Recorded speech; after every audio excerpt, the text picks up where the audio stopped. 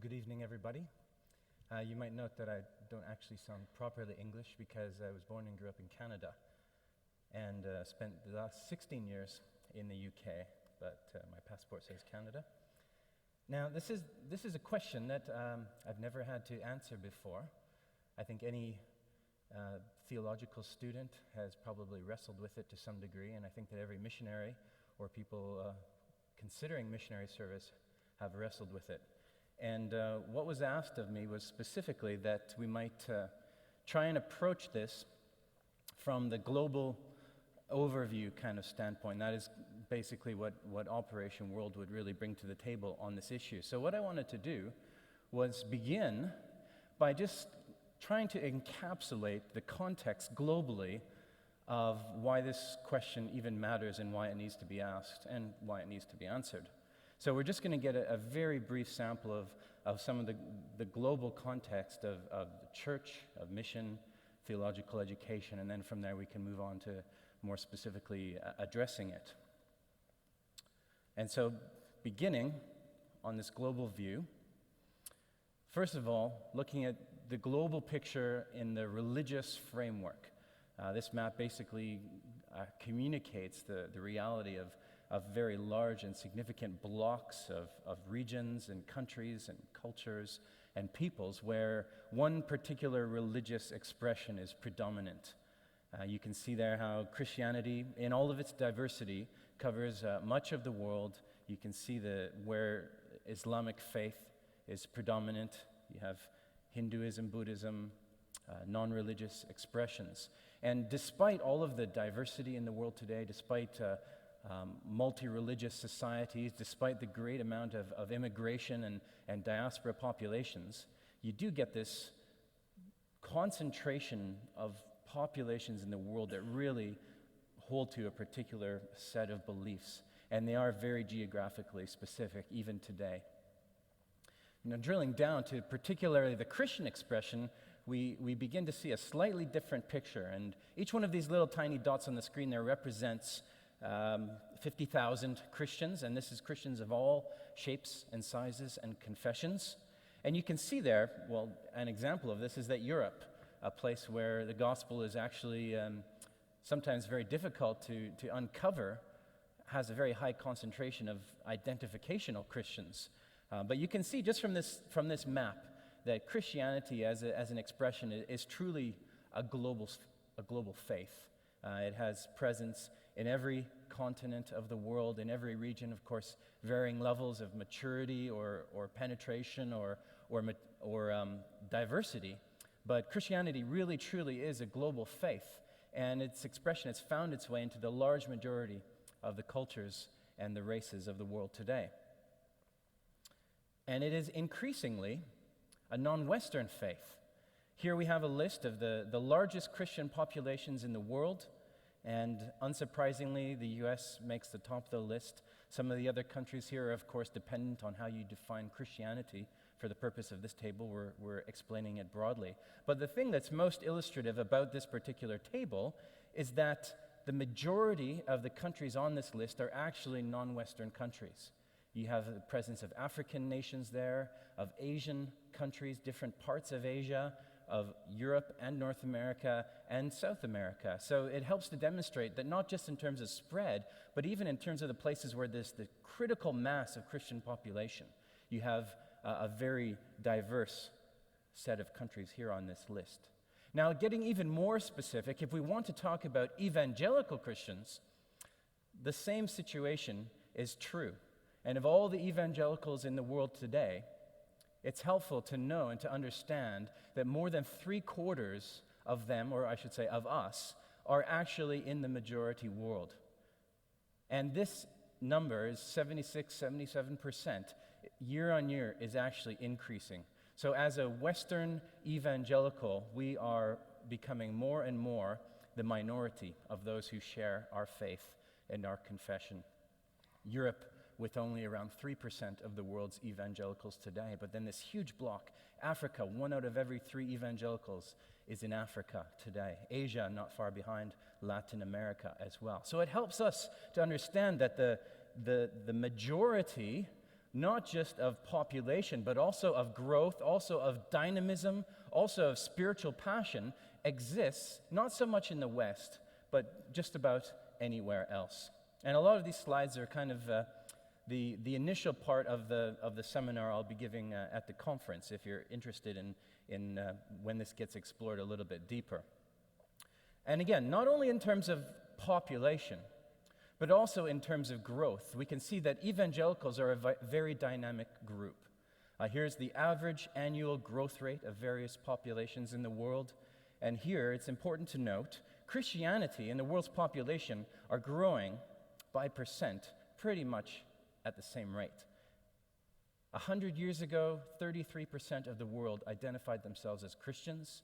Today, about 32.5% of the world identifies themselves as Christians. So very little change in a century. Islam, unsurprisingly, is higher up in terms of its average annual growth, predominantly by natural reproduction rather than by conversion. But evangelicals grow significantly faster on a global level than any of these groups. And that is largely because of the commitment of evangelicals to evangelism and to church planting. That is why evangelicals are growing faster, because of the commitment of winning people to Christ. Now, where evangelicals are most concentrated, most populous, here's a list here. And I don't want to break down the list. The important thing about this list for tonight is the fact that almost all of these countries are non-Western countries. The countries where evangelicals have a critical mass, have a strong presence, have a very deep connection to the society at large, these are almost all non-Western countries. The U.S., this amazing, bizarre, fantastic anomaly of religious demography that it is one exception, the other one being the Faroe Islands, a tiny North Atlantic enclave of about 52,000 people. So also quite rare in itself. Not just in terms of percentage, but also in terms of growth. Evangelical growth is concentrated largely in the non-Western world, in the majority world. The exceptions in this list being Greenland, which, although Western in some senses, population-wise, is predominantly Inuit, and Dora, where evangelical growth is driven by the immigration of Latin Americans into that little tiny principality, and San Marino, where 2 or 3 extra evangelicals in that country actually nearly doubled the evangelical population there. So all of these are statistical anomalies, really. The rest are all non-Western countries. By contrast, places where evangelicals are declining or stagnating or have almost a negligible amount of growth. It's quite a diverse spread here. We have a lot of Western countries. We have a lot of European countries. We have a lot of these tiny, strange statistical anomalies as well. But the important thing to note, in contrast between these two lists, the list on the right, most of these countries have access to theological education on a whole number of levels, at least the ones that are large enough in population to expect that. A lot of the countries on the left have rather limited and patchy access to theological education. And so the availability of theological education is greatest in the places where the church is actually growing very modestly or in decline. The places where the church is exploding and growing in really dynamic, incredible, amazing ways tends to be the places where there's not that much available. And that's kind of a chicken and egg situation as well. One causes the other, and it's a challenge that those two aspects have to face with one another. Add to this the fact that the places where evangelicals are growing, the places where theological education is lacking, also tend to be countries that are poorer rather than richer, that have less financial resources to address these challenges than the countries where education is already freely or readily available. So the financial picture comes into play. In addition to that, the demographic picture comes into play. The countries where the population is young, where there's a lot of children and youth, where the population is growing more rapidly, these are the places that are poorer. These are the places where the church is growing faster, and these are the places where theological education is less available. You wrap that all up into one bundle of a whole host of complex issues and a real challenge for the church today if we are to see sustained levels of church growth and real discipleship and theological education. It has to be addressed as a whole and not one issue in isolation from another. Moving along then, to be more specific, well, I think it is very important to actually define what we're talking about, and I don't want to get bogged down in the details, but when we talk about theological education, we need to be on the same page there. First of all, I'd want to propose that by theological education, we're meaning basically learning about God. I don't want to understand it solely in the context of formalized, institutionalized academic study.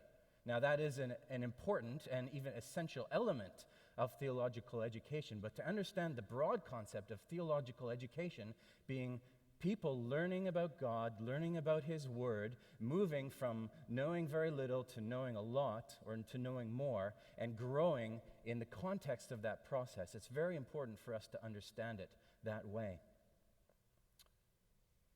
Broadening this term, just pulling these out here so I can make sure we're all on the same page.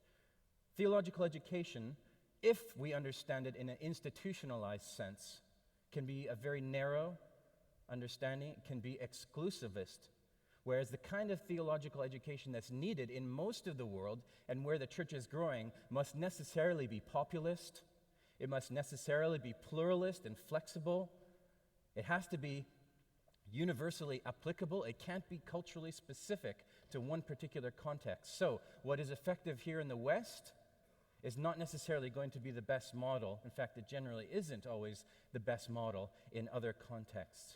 Culture, culture, culture.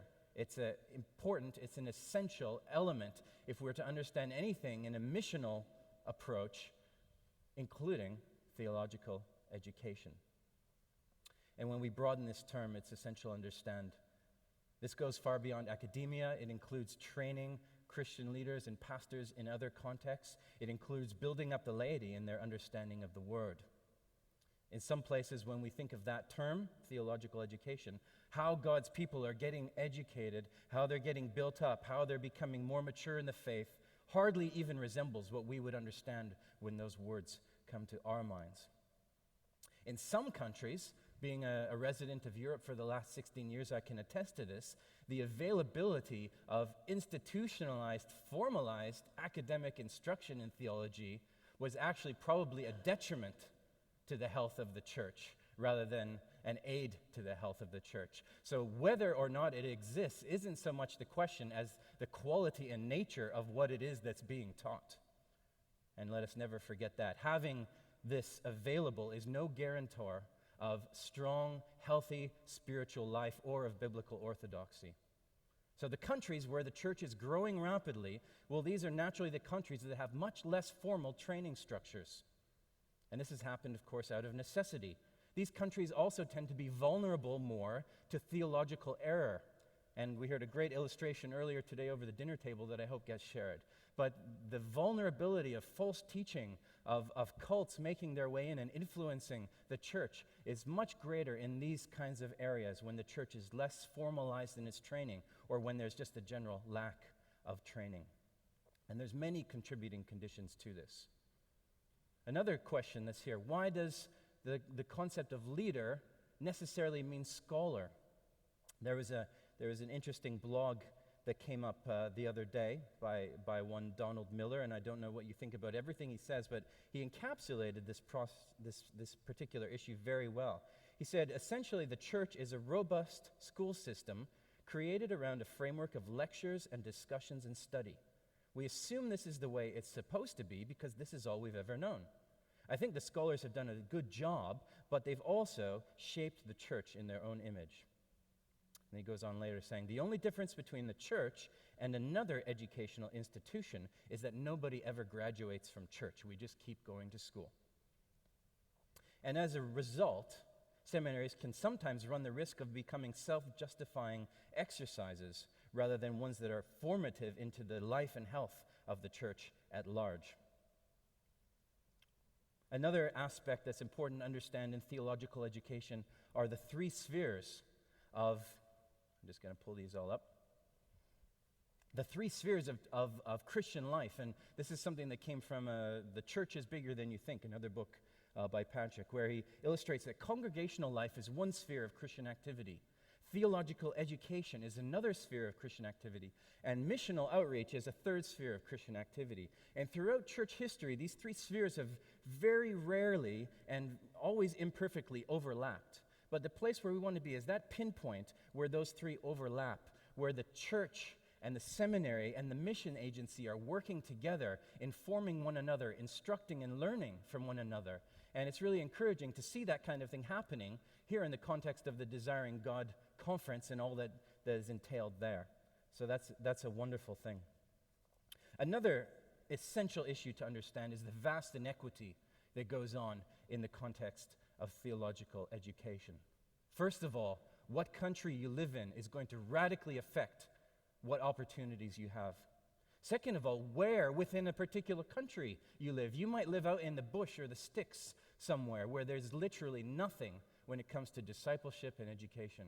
Or you might live in a city center where there's all kinds of numbers of seminaries and colleges. The urban-rural divide is huge in this area. Economic status can be prohibitive. Issues of gender, issues of race and language. If you speak a particular language, you might have access to all kinds of wonderful tools and institutions. If you speak another language, even in the same area, the same city, you might have virtually nothing to draw upon. And denominational affiliation, especially in other countries, can often significantly affect what access you have to this kind of education and opportunity. So the question, are our current models of theological education actually fit for purpose? Are they cost effective? It can be a very financially prohibitive thing to undertake undergraduate study and postgraduate study all the way up to a doctorate, and it can be financially crippling afterwards as well. How many people had a desire to serve God overseas but had to delay or stop that because of their student debts? Are they time effective? How many years is enough for study? It's an important question to ask. Are they results effective? Are they producing people who are academically astute as well as spiritually alive and passionate? Is spiritual character and godliness part of the curriculum and the fruit of all those years of study? Many mission agencies observe that seminary instruction is sometimes not only insufficient, but actually harmful to the effectiveness of someone going out to serve on the field. That can be the case. Certainly not always, and in fact, it's thankfully in the minority. I remember as a fresh-faced seminary graduate going out to work with Operation World for my training time at the WEC Center. I was roomed with a guy who didn't graduate from high school. He taught himself theology through books and correspondence courses and everything, and here I thought I was going to help him understand how it really was. And over the course of the 6 weeks that we roomed together, I was humbled by his knowledge of Scripture, by his understanding of not just God's Word, but the wider principles of applying it not only to his own culture, but to other cultures as well. That was a very formative, humbling, and helpful experience for me. And are these results culturally relevant? Our model that we use today is imperfect at best, but it can be seriously flawed at worst, especially when it gets undiscerningly imposed into other cultural environments. I think some good examples of this are the place where I studied. We had a particular scholarship program where we brought Burmese students over to study at our college and seminary. And this was an amazing opportunity for them. But a lot of the questions that they were asking never got answered in the courses that they took. And a lot of the questions that we were answering in our courses were things that were completely irrelevant for their situation. I think also of situations where we had a number of people coming from other countries to study in Canada and looked at the opportunities, the lifestyle, the fruitfulness of ministry in many churches and thought, you know what, it's better actually to stay here than to go back home to the hard place where I might need to return to. And this is likewise for exporting theological teaching as well. When we bring our agendas, cultural and theological, into other contexts. I remember one person from Albania, a new Christian. Now, it's not about theological education, but the principle is illustrated. The first thing he ever read of Christian literature in his language was all of the heresies in the purpose-driven life. He'd never even heard of what the purpose-driven life was, and the first thing he read about was a pamphlet on the heresies contained in that book. And that's the kind of thing that can happen and is replicated in many places around the world. Most important is this issue here, a global cry. As we did our research for the latest edition of Operation World, we corresponded with over 2,000 Christian leaders, pastors, missionaries, educators in almost every single country in the world. And time after time after time, this was the issue that got repeated the most. The need for training, the need for discipleship, the need for leadership development, the need for theological education. It's a very real and a very felt need. And the fact that it was repeated over and over and over from every corner of the world just demonstrated to me that this is really a question that needs to get answered. And it is a bottleneck. We found this over and over again.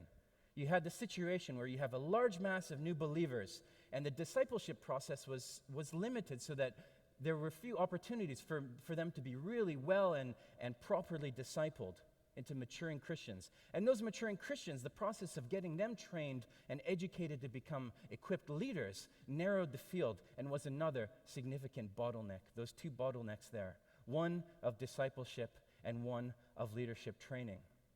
And formal academia sometimes will necessarily and rightly narrow that channel even more.